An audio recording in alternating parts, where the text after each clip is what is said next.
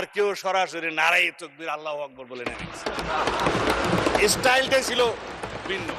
দখল হয়েছে মানে স্পিকার। এখন আমি শেষ করেন।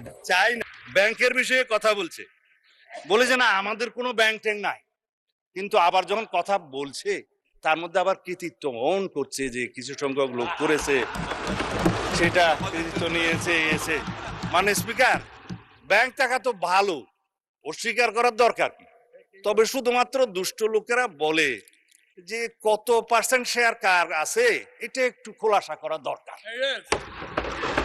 তাহলে পরে এই যে ব্যাংক দখল হয়েছে মানে স্পিকার, ইন্টারিম গভর্নমেন্টের সময় ব্যাংক দখল হয়েছে আওয়ামী লীগের সময়।